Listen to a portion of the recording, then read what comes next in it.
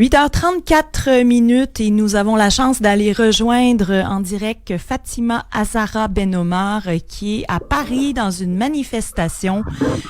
Fatima, je ne sais pas si tu m'entends, mais si tu pouvais nous décrire l'ambiance en ce moment.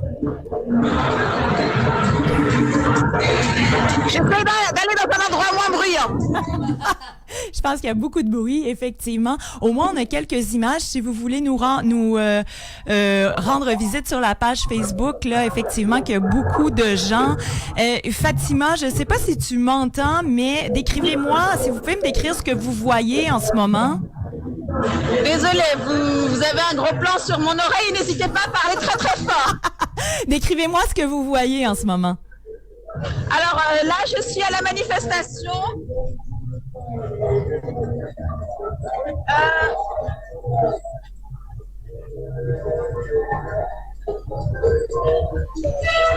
Là, il y a le cortège écologique. Et là-bas, il y a le cortège féministe avec notamment les Rosies, qui sont les militantes féministes qui dansent sur un char.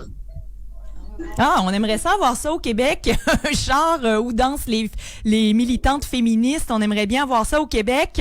Parle très très fort, oui. Parce que ici c'est très bruyant. Fatima, pourquoi vous participez à ce mouvement de contestation? Alors,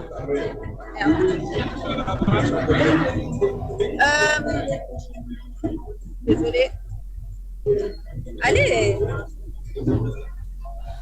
Oui, nous on participe à ce mouvement parce que la réforme des retraites est extrêmement impopulaire. Beaucoup de gens ne comprennent pas pourquoi, alors qu'ils devaient partir à la retraite l'année prochaine ou suivante, il faudrait les forcer à passer encore 2 ans au travail. Pour ceux qui travaillent, parce que la plupart des seniors n'arrivent même pas à travailler. D'ailleurs, les entreprises sont prêtes à donner beaucoup d'argent à un senior pour ne pas rester dans la boîte. Donc, ou bien ils vont rester précaires encore plus longtemps en attendant l'âge légal, ou bien ils vont être inscrits à Pôle emploi, au chômage, ou bien en invalidité. Donc, c'est vraiment quelque chose qui va prolonger la période de précarité. Alors qu'avec beaucoup d'économistes comme Michael Zemmour, ils font la démonstration qu'il y a d'autres alternatives pour trouver de l'argent. Notamment, le gouvernement il mise beaucoup sur l'emploi des seniors, alors que par exemple l'emploi des femmes est très inférieur à celui des hommes en France. Et d'ailleurs, le tiers des femmes en France sont à temps partiel. Si elles étaient à temps plein, elles pourraient cotiser encore plus, ça pourrait renflouer les retraites. Et surtout, le gouvernement, il a tout le monde contre lui, il a tous les syndicats, même les syndicats dits les plus réformateurs. Il a l'opinion contre lui et il n'a même pas le Parlement avec lui puisqu'il est passé en force avec le 49.3 qui lui permet de ne pas soumettre au vote sa réforme. Donc c'est pour ça qu'on est très très très nombreux dans la rue depuis très longtemps. Excellent, merci beaucoup. Concernant maintenant les violences policières, on a eu conscience qu'il y en a eu et qu'il y en a de plus en plus. De quelle manière le peuple français réagit à ces violences, Fatima? Alors, j'ai pas entendu toute la question, mais en tout cas, c'est lié aux violences policières, c'est ça. Depuis les attentats islamistes de 2015, il y a eu de nouvelles stratégies de maintien de l'ordre, qui étaient d'ailleurs souvent expérimentées plutôt dans les banlieues avec l'immigration postcoloniale qui subissait des violences policières, mais c'était beaucoup moins connu. Et à partir de 2015, fin 2015, il n'était plus possible en France d'aller sereinement en manifestation. Il y avait des maintiens des forces de l'ordre qui, par exemple, expérimentaient la NAS, c'est-à-dire le fait qu'on arrive en manifestation, les policiers ne vous laissent plus sortir, et là on balance des gaz lacrymogènes, etc.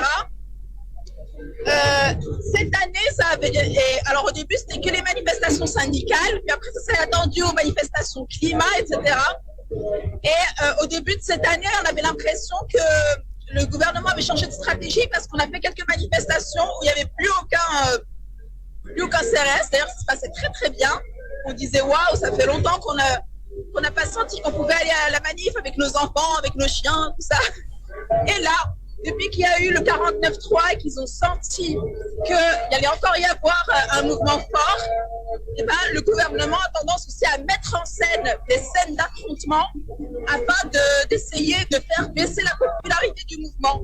C'est-à-dire de communiquer sur le fait que, regardez, les manifestants, ils sont méchants, il y a des affrontements. Alors que dès qu'il y a plus de 2 rangées de CRS, cette répression, les manifestations se passent beaucoup mieux.